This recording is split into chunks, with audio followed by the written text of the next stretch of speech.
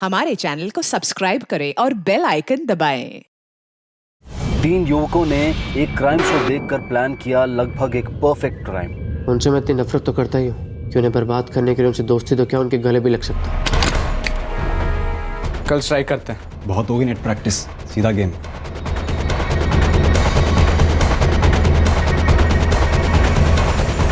एक तीर से 2 निशान, बदला और पैसा।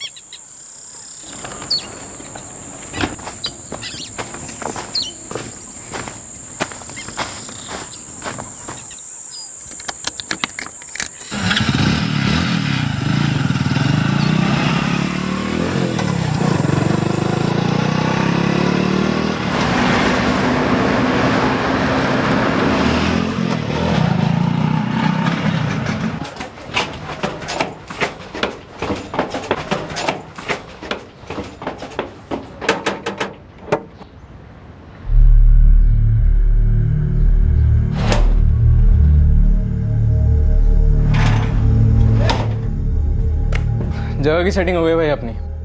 कहाँ पे? सरदौली गांव, यहाँ से आधा घंटा दूर है। कैसे मिली? पहचान है, जगह एकदम सेफ है, एकदम सुनसान जगह है, अपने लिए एकदम परफेक्ट है। चलो एक काम तो हुआ। सुन, आज हमने कुछ वीडियो स्टडी की थी, तू दिखा दे से। हाँ दिखा। तीर निशाने पे लगा है। Yes sir. महेश गोयल की 16 मार्च तक रोजाना एक नंबर से बात होती थी। 16 मार्च के बाद एक बार भी नहीं हुई और उसके ठीक 4 दिन बाद यानी 20 मार्च को महेश पर हमला हुआ। ये 44456789 ये किसका नंबर है? किसी पूजा जायसवाल का है। 10 में से 8 केस में मोबाइल फोन रिकॉर्ड ने पकड़वाया बंदों को। और इसीलिए हम लोग अपने सेल फोन घर पे छोड़ के जाएंगे।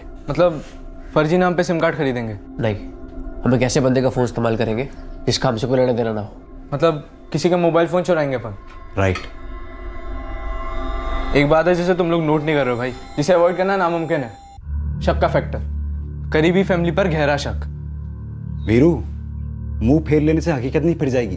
ये ले, तो कोई भी केस उठा किडनैपिंग का, कोई भी, घर वालों पर, रिश्तेदारों पर, दोस्तों पर, भाई पुलिस का शक जाता ही जाता है। अभी तू कोई भी पेपर उठा ले, तेरे ये क्राइम शोज देख, फैमिली डिस्प्यूट मतलब पुलिस का पहला शक फैमिली मेंबर्स पर ही जाता है। और बड़े माहिर होते हैं, साले सब सूंघ लेते हैं। फिरौती पहुंचने से पहले ना ये लोग तेरे घर के दरवाजे पे पहुंच सकते हैं। बहुत बड़ा रिस्क है भाई, दिमाग लड़ाना पड़ेगा।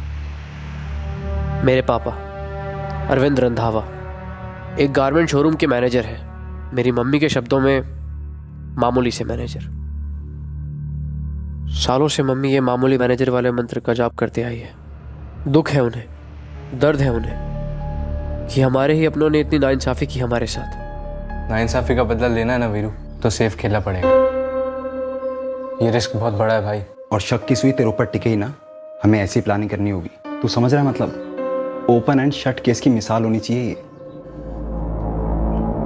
जिन्होंने मुझे दर्द दिया है उनके साथ समझौता कर लो। समझौता नहीं, समझौते की एक्टिंग करनी है, और वो भी ऐसी कमाल की एक्टिंग कि तेरे अतीत का साया पुलिस के आसपास भी न मंड रहा है। Open and shut case. और अगर ये तेरे फैमिली के झगड़े वाली बात पुलिस के सामने आ भी जाती है ना, तो उनको तेरे तक पहुंचने कोई लीड नहीं मिलनी चाहिए।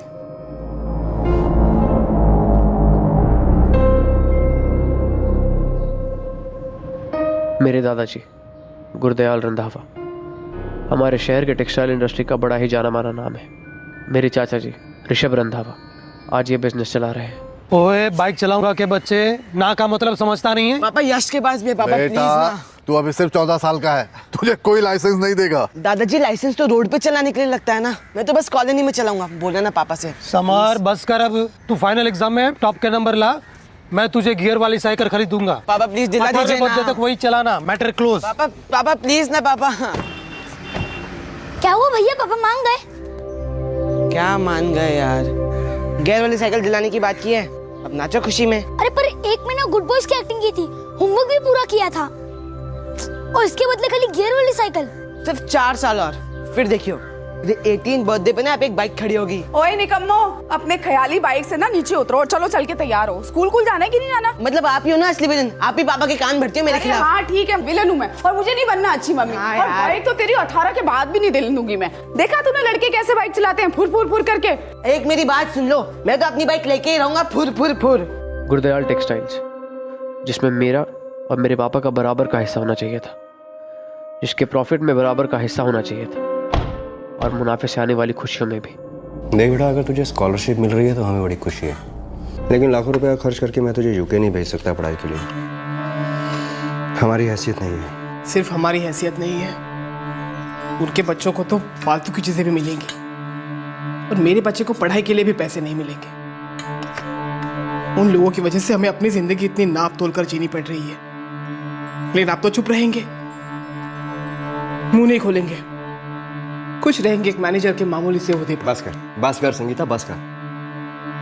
अगर पापा जी ने मेरे साथ सोतेलो जैसा व्यवहार किया तो इसमें मेरी क्या गलती है? हैं? एक तो मैं उनकी नाइंसाफी झेलूं, ऊपर से तेरे ताने। तो जेल सिर्फ आप रहे हैं ना, हम लोग तो ऐसे ही शिकायत कर रहे हैं। हमें तो ये ऐशो आराम की जिंदगी रास नहीं आ रही है ना। बचपन से मैं मम्मी पापा को ऐसे लड़ते देखते आया हूँ। मम्मी को आज तक कभी मुस्कुराते हुए नहीं देखा, और इस सब की वजह वो एक आदमी। मेरे दादाजी ने मेरे मम्मी पापा के साथ, मेरे साथ गलत किया, और मेरे चाचा जी ने ये गलत होने दिया। देख वीरू, अबे हमारा प्लान सिर्फ तभी कामयाब हो सकता है जब तू तेरे दादाजी, तेरे चाचा जी और वो उनके बच्चे समर और अमन का दिल जीत ले, सुलह कर ले उनसे। और अमन को 100% भरोसा होना चाहिए तेरे ऊपर। उसे भरोसा होगा वो तभी तेरे पास आएगा, और फिर हमारे साथ। और उसके बाद अपन फिरौती मांगेंगे, वो लोग दे देंगे और पुलिस अपना सर खुजाती बैठेगी जिंदगी भर। और अपन लोग विदेश जाएंगे आगे पढ़ने के लिए। उनसे मैं इतनी नफरत तो करता ही हूँ कि उन्हें बर्बाद करने के लिए उनसे दोस्ती तो क्या उनके गले भी लग सकता हूँ। उन लोगों ने मुझे जिस खुशी से दूर रखा, उसी खुशी को छीनूंगा मैं। रोएंगे वो लोग। प्लान था वीरू के चाचा के दूसरे बेटे 11 साल के अमन को किडनैप करने का। फिरौती के पैसों से वीरू फॉरेन यूनिवर्सिटी की फीस भरने की सोच रहा था और अपने दादा और चाचा की फैमिली को तड़पते हुए देखना चाहता था। वीरू और उसके दोस्तों ने एक क्राइम शो को देखकर इस किडनैपिंग और मर्डर का प्लान बनाया था।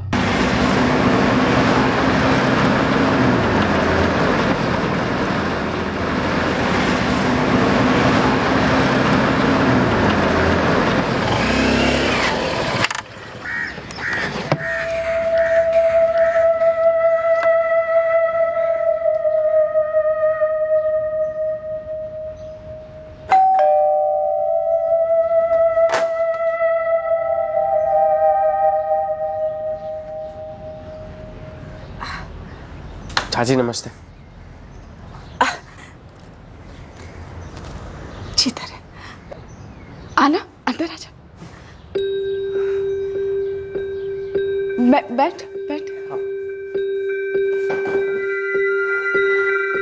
तुझे बता नहीं सकती कितनी खुशी हो रही है मुझे तुझे देख के। बच्चों को बुलाती हूँ मैं। समर, अमन, अरे जल्दी आओ तो। समर। हाँ। अरे आके देख तो सही कौन आया है। यार मम्मी गेम भी खेलने नहीं देते हो आप। अरे अमन तू भी आ। पहचाना? पहचान। वीरू भैया। चाची ये समर है, कितना बड़ा हो गया है, और ये छोटे तो मुझे पहचाना ही नहीं। अमन बेटा, तेरे अरविंद ताऊ जी है ना, उनके बेटे हैं ये, तेरे बड़े भैया वीरू भैया। अच्छा तुम लोग बैठो, बातें करो, मैं कुछ खाने को लेके आती हूँ। बैठ। मैं दादाजी के घर एक अरसे के बाद आया था। चाची और छोटे भाइयों को आखिरी बार कब मिला था मुझे याद भी नहीं, लेकिन 4 साल पहले की रात मुझे याद है। दादाजी मिलने आए थे हमें, हमारे घर। वो रात मैं कभी नहीं भूल सकता।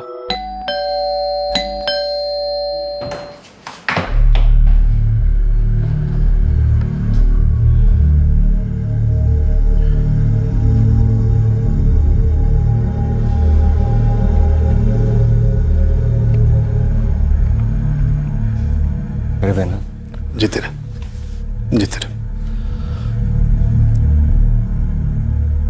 दादाजी ऐसे पेश आ रहे थे जैसे कि वो मेरे पापा पर बहुत बड़ी मेहरबानी कर रहे थे। परविंदर को जानता है तू? मेरा दोस्त बाजवा अपर्स वाला। वही, वो मेरे लिए कुछ भी करेगा। मैंने उससे बात की, वो एग्री हुआ तुझे नौकरी देने। उसके शोरूम का तो मैनेजर होगा। पापा जी, मैं मैनेजर? पापा जी, हमारी अपनी मेल में क्यों नहीं? तुम अगर बीच में ना ही बोलो तो बेस्ट रहेगा। तेरी उम्र और काबिलियत के हिसाब से रोज रोज ऐसी नौकरियां नहीं मिलती, और शायद ना ही कभी आएंगी। दूसरा मौका मिला है जिंदगी में। अपने स्वभाव पर काबू रख और घर को देख। इससे ज्यादा मैं तेरे वास्ते और कुछ ना कर पाऊंगा। चलता हूं। पापा जीते रहे।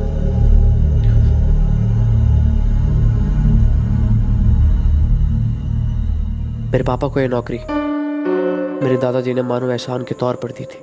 एहसान था, भीख थी, तरस था, जो भी था उसका नतीजा सिर्फ एक था, जिल्लत, अपमान, एक दर्द भरा घाव जो सालों में भरने के बजाय नासुर बन गया था मेरे अंदर। और अब वैसा ही घाव, उतना ही दर्द मैं उन्हें देने वाला था।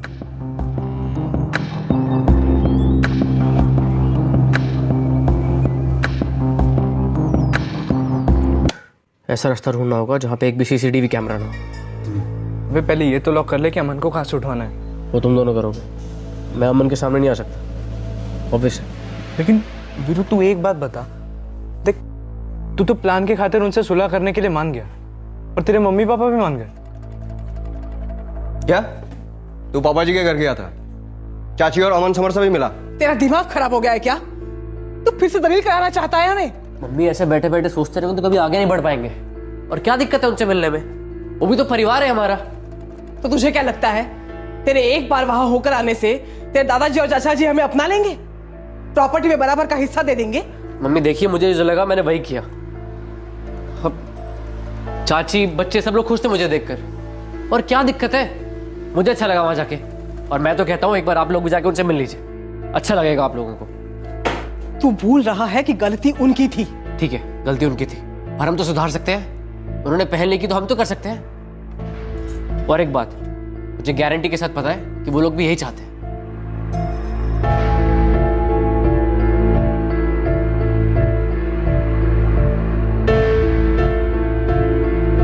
वीरू आया था? जी बाबूजी। वीरू भैया ना बहुत अच्छे हैं, मुझे उनके साथ बहुत मजा आया। मैं क्या कह रही थी कि वो खुद सामने से चल के आया। क्या हम लोग पिछली बातों पे मिट्टी नहीं डाल सकते? वो भी तो इन दोनों का बड़ा भाई ही है ना। पापा जी, मुझे भी किरण की बात सही लगती है। इतने साल बीत गए, इतना पानी बह चुका है, और मुझे भी ऐसा लगता है बाबूजी कि हमें अपने गिले शिकवे भूल जाने चाहिए।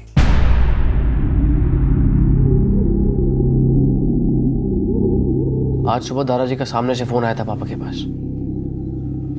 मुझे लगता है अब सब पहले की तरह नॉर्मल हो गया है। देख भाई, रातों रात टूटे हुए रिश्ते जुड़ते नहीं हैं, और हमको भी कोई खास जल्दी थोड़ी नहीं। ये सारा टाइम हम अपनी प्लानिंग परफेक्ट करने में लगा देंगे। अमन की हर मूवमेंट को बारीकी से ऑब्जर्व करने में लगा देंगे, और सही वक्त आने पर अमन को उठाएंगे, 50 लाख मांगेंगे, जेब हल्की होगी उनकी और दिल भारी। वो कहते हैं ना, एक तीर से दो निशाने।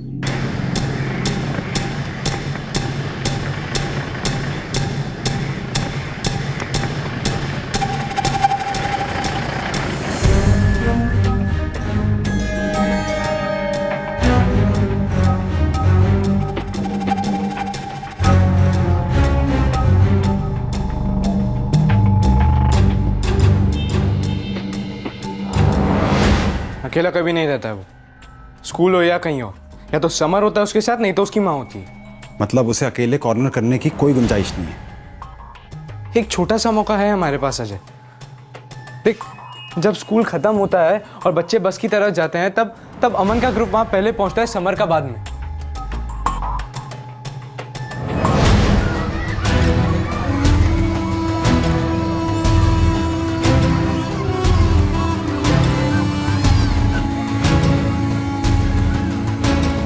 यही एक मौका है हमारे पास जब हम उसे बुला सकते हैं। और कोई तरीका है ही नहीं।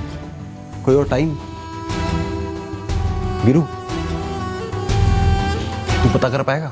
देखो यार, हमारी फैमिली और उनकी फैमिली में सब कुछ अब बेटर होने लगा है, लेकिन मुझे इतनी बारीकी से पता नहीं है कि अमन अकेला कब मिलेगा। मुझे लगता है हमारे पास सिर्फ यही एक मौका है।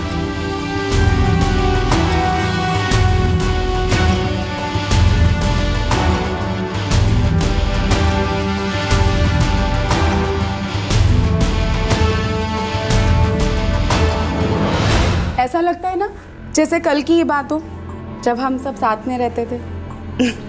ये समर, ये तो मेरे पेट में था, और वीरू 5 साल का। मुझे तो कभी कभी लगता है जैसे पिछली जिंदगी हो। सब कुछ कितना बदल गया है ना तब से। हम लोग कितना बदल गए हैं। हम चाहे ना तो फिर से सब कुछ बदल सकते हैं, और प्यार से तो और भी जल्दी बदल सकते हैं, है ना भाभी?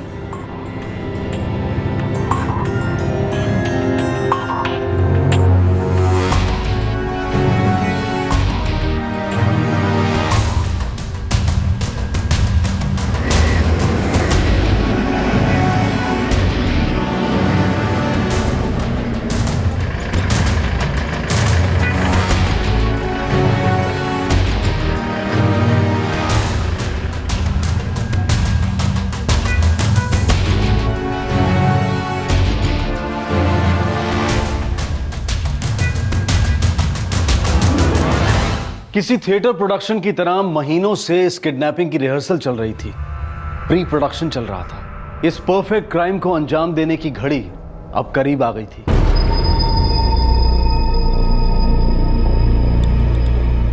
दे, मैं निकलता हूं। हाँ रुक, वैसे तो मैंने इसके सारे स्टिकर मार्क्स निकाल दिए हैं और रास्ते पे कोई सीसीटीवी कैमरा भी नहीं है, लेकिन अपने को कोई चांस नहीं लेना है। और ब्लैंक हेलमेट किसी को याद ही नहीं रहेगा। ले ले। ऊपर से मैं गॉगल्स भी पहनूंगा। अगर स्केच बनाने की नौबत भी आएगी तो पुलिस का आर्टिस्ट क्या स्केच बनाएगा?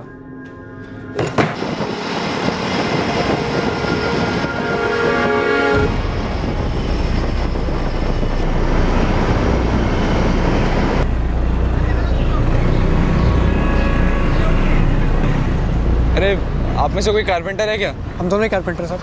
पर यार मुझे एक ही चाहिए था। चलिए मैं चलता हूँ। बैठो। बैठ गए? चलिए।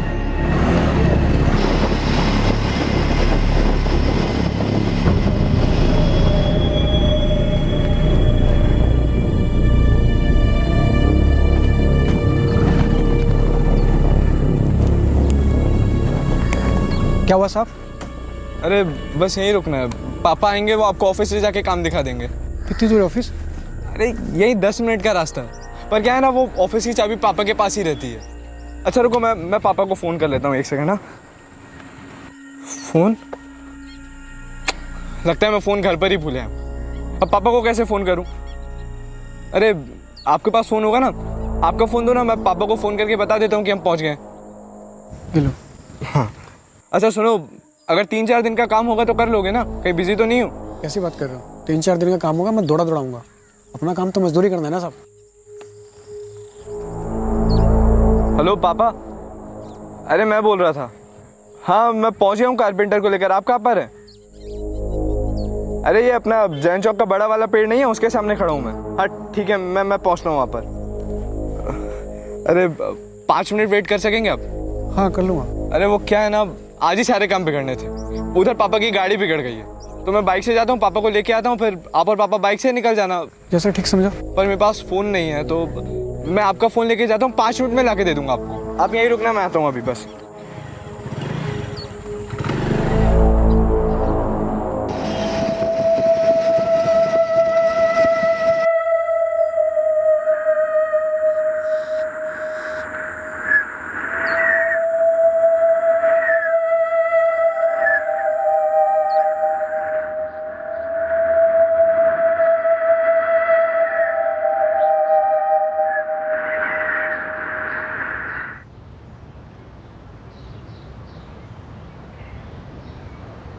क्या कह रहे? किडनैप नहीं कर सकते का क्या मतलब है? कहीं ऐसा तो नहीं है ना अपने चाचा की फैमिली से मिलने के बाद तेरा प्लान चेंज हो गया हो? पैसों से ज़्यादा कहीं तेरे को उन लोगों से प्यार हो गया हो? नहीं, मकसद वही है, दर्द देना उन्हें, चोट पहुंचानी है। मैं तो फिर माजरा क्या है? देख देख, सब कुछ प्लान हो चुका है, हमें पता है कि हमें अमन को स्कूल के बाहर से उठाना है, तो अब प्रॉब्लम क्या है? मुझे लगता है हमारा प्लान परफेक्ट नहीं है। किस एंगल से परफेक्ट नहीं है? तूने कभी सोचा है अगर मैंने अमन को स्कूल बस के पास अपने पास बुलाया तो, और वो नहीं आया तो, या उसे समर को बुला लिया तो, और अगर मैं पकड़ा गया तो वहां पे जाके? और सबसे बड़ी बात, अगर हम पहली बार में उसे उठाने में कामयाब नहीं हुए तो दूसरी बार वहां जाकर वही काम करना, 100% फंसेंगे। भाई मेरे, तू नेगेटिव सोच ही मत। स्कूल से लेकर सरदोली गांव तक पूरा रूट स्टडी किया मैंने। एक सीसीटीवी कैमरा नहीं है रास्ते में, और घर पूरा साफ है, कोई पंगा नहीं है, जीरो रिस्क। ये देख, ये फिरौती का कॉल करने के लिए फोन भी अरेंज हो गया अपने पास, और लाश फेंकने के लिए तालाब भी मार्क कर लिया हमने। एक सीसीटीवी कैमरा नहीं है वहां पर, और तेरे को तेरी फैमिली को मिले हुए उन लोगों से 4 महीने हो चुके हैं। तू कह रहा है अमन तेरे पास नहीं आएगा? ऐसे कैसे हो सकता है यार? और कोई तेरे पे क्यों शक करेगा? देख वीरू, अभी नहीं तो कभी नहीं। अरे तुम लोगों को समझ में क्यों नहीं आ रहा है यार? अमन को नहीं उठा सकते, मतलब नहीं उठा सकते। अबे लाइफ के 8 महीने दिए मैंने इस प्लान को। 3 बार बैठ के तेरे क्राइम शोज देखा है, सबके एक गलतियां नोट की हैं, तो अब सब प्लान हो गया तो तुझे नहीं करना है। अपना गुस्सा कंट्रोल में रख, समझा? बदले की आग को क्या हुआ तेरी? ठंडी पड़ गई? और तेरी यूके में पढ़ने के प्लान को क्या हुआ? बे सोच, 50 लाख रुपए मिलेंगे हम लोगों को, 50 लाख। सब बांटेंगे तो लगभग 16.5 लाख रुपए। और प्लान शुरू किसने किया था? हैं? तूने कहा था भाई बदला लेना मेरे को। अरे बदला लेना है, बदला भी लेना है और पैसे भी चाहिए, और उन्हें जिंदगी भर का दर्द भी देना है, लेकिन अमन के जरिए नहीं। अमन बहुत रिस्की है, समर को उठा दे। समर को? अबे तू पागल है, समर 14 साल का है, उसे उठाना बहुत मुश्किल हो जाएगा। क्लोरोफॉर्म हाथी को भी बेहोश कर देता है। तो मेरे भाई को मिलना भी तो चाहिए अकेला। मिलेगा, जरूर मिलेगा। मैंने समर के मोमेंट्स को बहुत बारीकी से स्टडी किया है, वो अकेला मिलेगा हमें। हलवा कैचा आराम से हाथ में आएगा।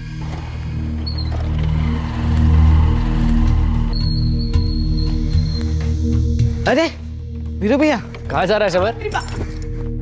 अरे वीरू, चाची नमस्ते। मैं बस ये पास से गुजर रहा था, सोचा आप लोगों से मिलता चलो। जीतर, अच्छा किया, अब रोटी खा के जाना। अच्छा वीरू भैया, अभी मेरा क्लास है, मैं 1.5 घंटे में वापस आ जाऊंगा। आपसे खूब सारी बातें करनी है। बेटा संभाल के जाना। इसमें संभालने जैसा क्या है? खटारी तो है, बैलगाड़ी की स्पीड पे चलती है। समर तो एक काम करना, साइकिल ही छोड़ दे, तुझे मैं ड्रॉप कर देता हूँ। चाची मैं ले जाऊँ बाइक पर? वीरू सुन बेटा, ये ना बाइक पे चलाने की जिद करेगा, बिल्कुल तेरे को कसम है मेरी, अगर तूने चलाने दी इसको। ओ मम्मी डार्लिंग, अपनी कसम वसम वापस ले लो, मुझे पहले से बाइक चलाने आती है। हैं? फिर तो तुझे डबल कसम है अगर तूने इसे बाइक चलाने को दी तो। चाची आप फिक्र मत करो, जब तक ये 18 का नहीं होता ना, ये मेरे पीछे ही बैठेगा। आजा हीरो, चल। वीरू भैया मैं भी ट्रिपल ले लो। और चुप कर, ट्रिपल ले लो, ट्रिपल। तू रेडी रहना, मैं समर को ड्रॉप करके आता हूँ, फिर तुझे घुमाने लेके चलूंगा। संभाल के चलाना। वीरू भैया, किसी दिन मुझे भी बाइक चलाने दो ना, मम्मी तो अलाउ ही नहीं करती, और ऊपर से ना पापा के भी कान भर के रखी, नो बाइक बिफोर 18। चल ठीक है, किसी दिन मौका देखकर तुझे ओपन फील्ड ले जाऊंगा, हाँ जितनी मर्जी है बाइक चला लेना। पक्का ना? पक्का। समर ट्यूशन क्लासेस साइकिल पे जाता है, बड़े आराम से उठा सकते हैं हम उसे। बाजार से आलू प्याज उठाने जितना आसान तो नहीं है ना। फिर से पूरे रूट की स्टडी करो, बिना सीसीटीवी कैमरे का रास्ता मैप करो, मतलब सब कुछ वापस से करो, डबल मेहनत करो। लेकिन जीरो रिस्क। समर को मैं आधे रास्ते बेला फसला कर लिया, उसके बाद तुम लोगों से जेब में डाल के ले जाना। और दूसरी बात, अगले हफ्ते स्कूल की छुट्टियां चालू है। मतलब 1 हफ्ते में हम पूरी प्लानिंग वापस से कैसे करेंगे? कुछ इससे स्कूल बंद हो रहे हैं, लेकिन ट्यूशन क्लासेस चालू रहेंगी। टाइम की टेंशन नहीं है हमें सिर्फ काम परफेक्टली करना है अपना। इससे बेटर मौका नहीं होगा हमारे पास। तो गुरदयाल, उसका दूसरा बेटा ऋषभ और ऋषभ की पत्नी किरण, इन तीनों को हल्का सा भी शक नहीं हुआ कि 14 वर्षीय समर को अब जान का खतरा है, और पहले शिकार 11 वर्षीय अमन था। दूसरी तरफ वीरू के माँ बाप को भी बिल्कुल खबर नहीं थी कि उनके बेटे की तरफ से ये टूटे रिश्तों को फिर से जोड़ने की कोशिश दरअसल बदले के इरादे से की गई साजिश का एक हिस्सा था।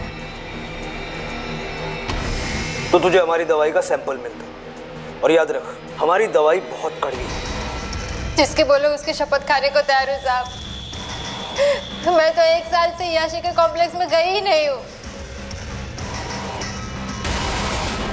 मैं बटाटे की बोरी लेने बाहर जा रहा था, तब मैंने देखा, और फिर इसने अगर मुझे बताया। और वीरू अपने दोस्तों के साथ सीरियस अध्ययन में लगा हुआ था कि इस तरह इस परफेक्ट क्राइम की प्लानिंग की जाए ताकि तहकीकात उनकी चौखट तक कभी न पहुंचे। अब शिकार की घड़ी बहुत पास आ गई थी। वीरू, अजय और कमल ने जुर्म के सारे निशान मिटाने की बारीकी से प्लानिंग कर ली थी। एक परफेक्ट क्राइम होने जा रहा था, एक ऐसा जुर्म जो नफरत के दलदल से जन्मा था और लालच की गोद में पला था।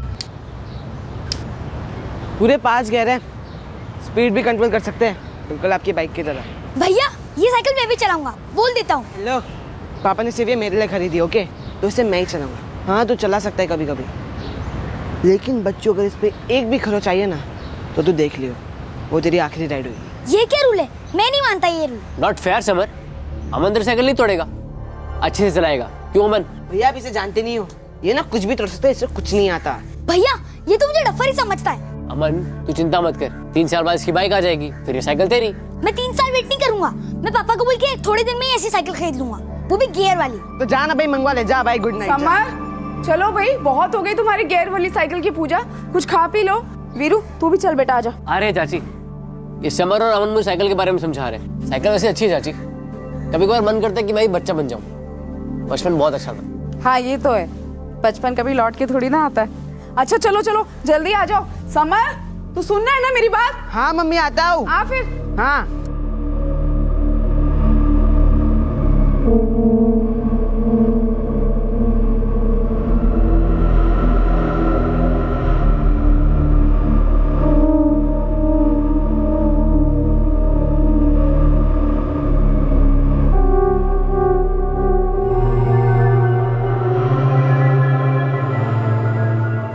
कल स्ट्राइक करते हैं। बहुत होगी नेट प्रैक्टिस, सीधा गेम। क्यों वीरू, खामोश क्यों है तू? फिर से प्लान चेंज करने का इरादा तो नहीं है तेरा? ना, कल करेंगे। एक तीर से 2 निशान, बदला और पैसा।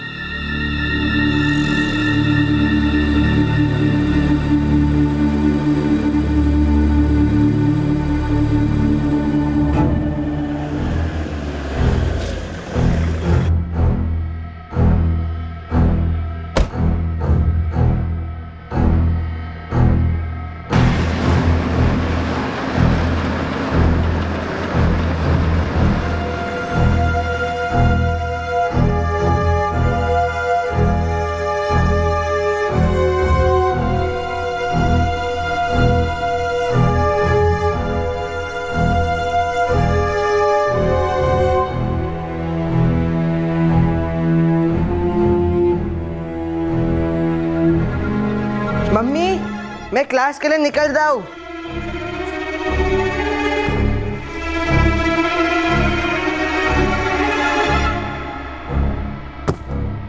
अरे क्या है भैया, आपको आउट कर दिए। समर मेरी बात सुन, पहले गियर में गाड़ी चलाना, सुन रहा है ना? ये लो, ऐसा ही था तो फिर गियर वाली साइकिल क्यों लेके दी? पहले वाली खटारा ही चला लेता। Bye bye. बाय।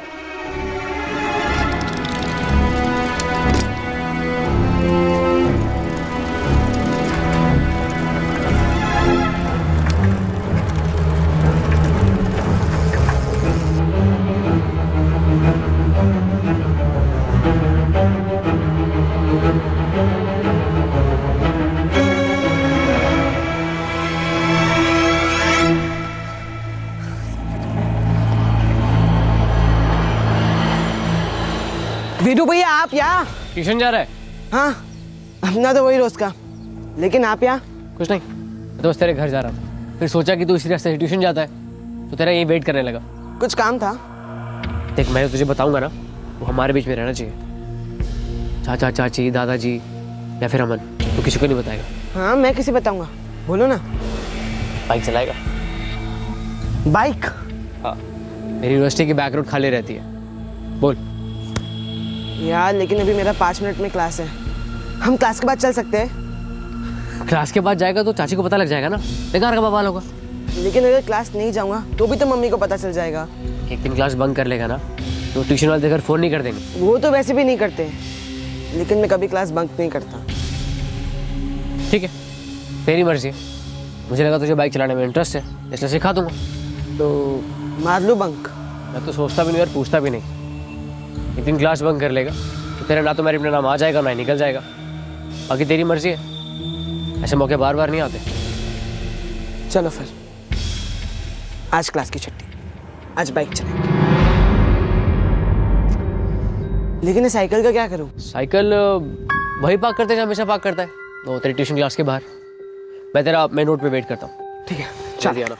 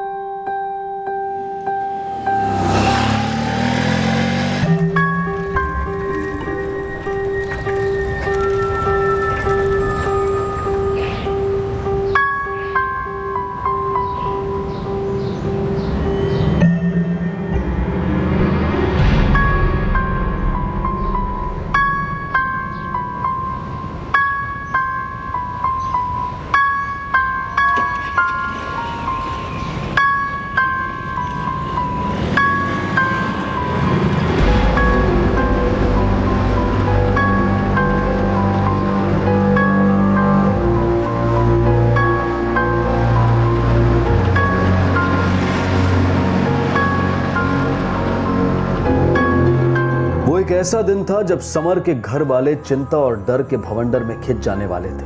वो एक ऐसा दिन था जब कुछ ऐसा होने जा रहा था जिससे समर के माता पिता और दादाजी को लंबे अरसे तक एक ही सवाल कुरेदने वाला था कि आखिरकार उनके बड़े बेटे समर के साथ क्या हुआ। वो एक ऐसा दिन था जिस दिन वीरू के पिता अरविंद रंधावा को इस बात का पता ही नहीं चलने वाला था कि उनका बेटा वीरू एक भयंकर गलती करने जा रहा है। वो एक ऐसा दिन था जिस दिन वीरू की मां संगीता की सालों की शिकायत पर एक्शन लिया जाने वाला था।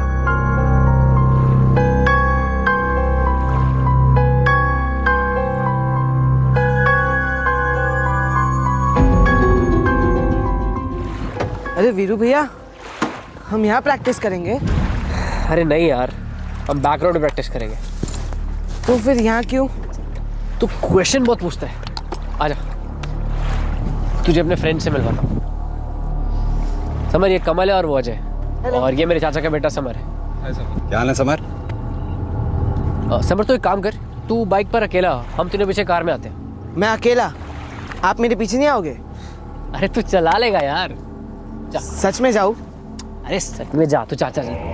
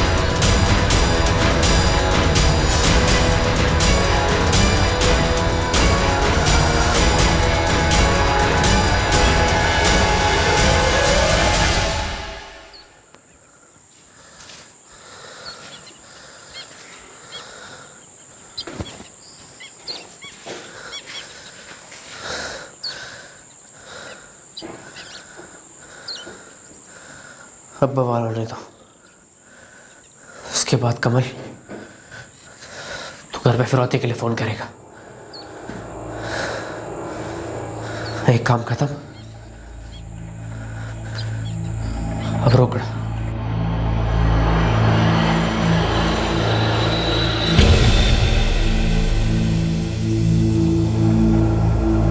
अरे ऐसे कैसे?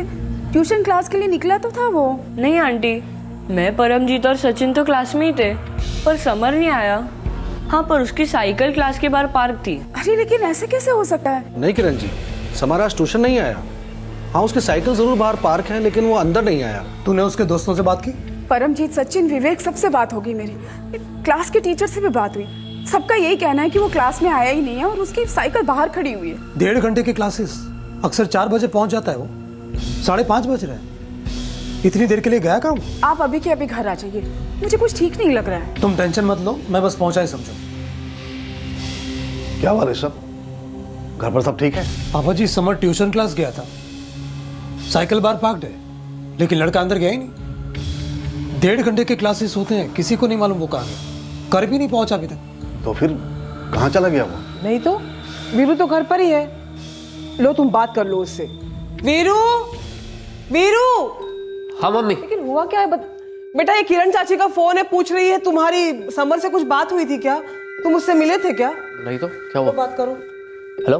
वो समर ट्यूशन क्लास गया था, अभी तक घर ही नहीं लौटा। और टीचर का कहना है कि वो क्लास में भी नहीं आया। 3:30 बजे क्लास खत्म होती है और 4 बजे तक घर भी आ जाता है।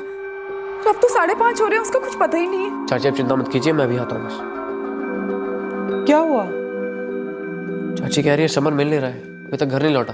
अरे ला, मैं तेरे पापा को फोन करती हूँ, हम लोग भी पहुंचते हैं वहाँ। अरे आप चिंता मत करो, कोई मूवी भी चला गया होगा चाची से झगड़ा करके। मैं देखता हूँ, मिल जाएगा, कोई बात नहीं। अरे ऐसे कैसे?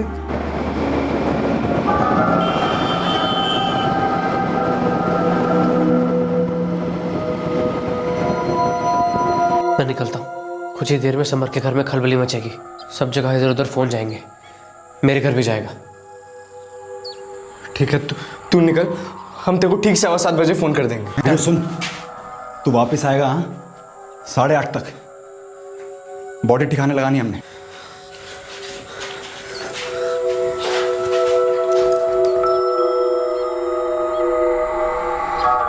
माना समर बहुत मस्ती करता था, लेकिन इस तरह बिना बताए कभी कहीं नहीं गया।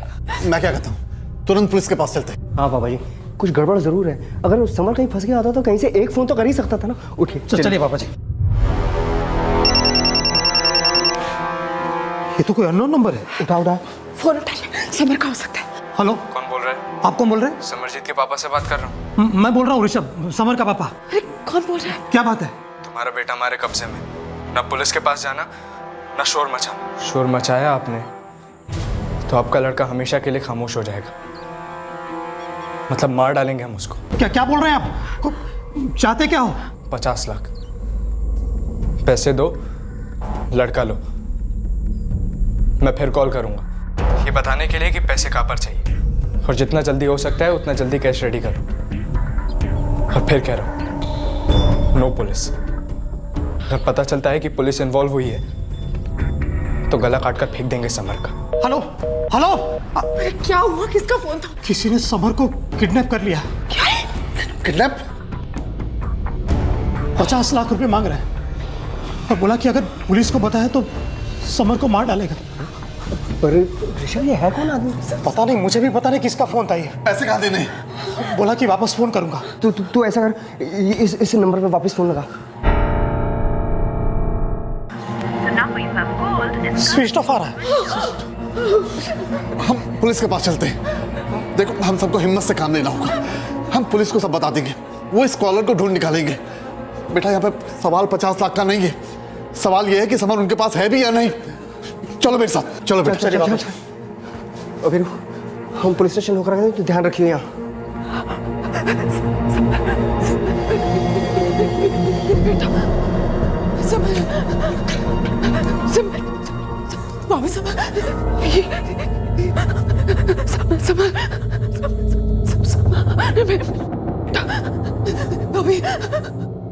अरे जान अटकी उन लोगों की समर में, चुपचाप 50 लाख कैश निकाल के दे देंगे।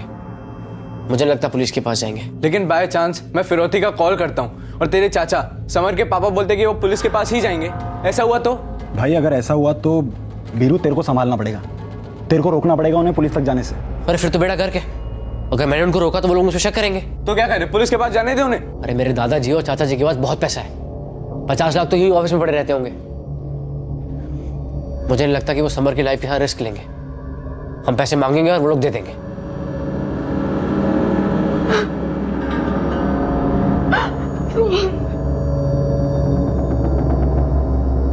समर भैया वापस आ जाएंगे ना? आ जाएंगे।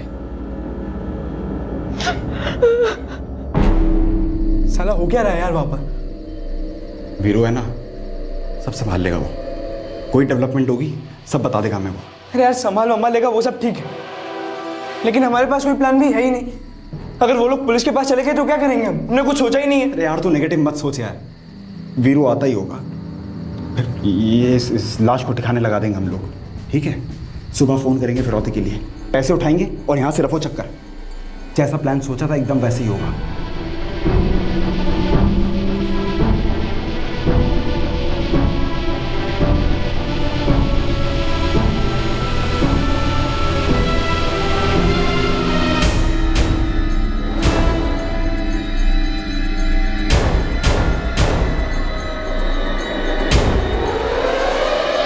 जिस तरह से जुर्म की प्लानिंग हुई थी उसी तरह से प्लान को अंजाम दिया गया था, लेकिन अब वो हो गया था जो तीनों दोस्तों ने सोचा भी नहीं था। समर के पिता, दादाजी और वीरू के पिता तीनों पुलिस के पास चले गए थे, जिसकी वजह से उनकी सारी प्लानिंग पर पानी फिर गया था। समर के घर वालों को क्या मालूम था कि उनका गुनहगार उन्हीं के घर का था, जिसने उनकी सारी खुशियां, सारे अरमान कुचल कर रख दिए थे। पीड़ित और मुजरिम दोनों की दुनिया में डर, दुविधा और दर्द फैलता जा रहा था। तीनों युवक फर्स्ट टाइम क्रिमिनल्स थे।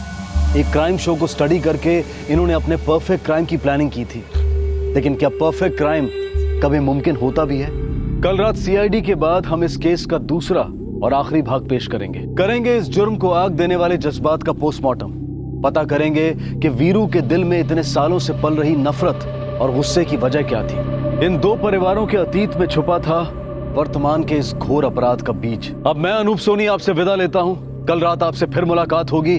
तब तक सतर्क रहें, सुरक्षित रहें और देखते रहें क्राइम पेट्रोल सतर्क। सबक एक को सीख हम सबको। जय हिंद।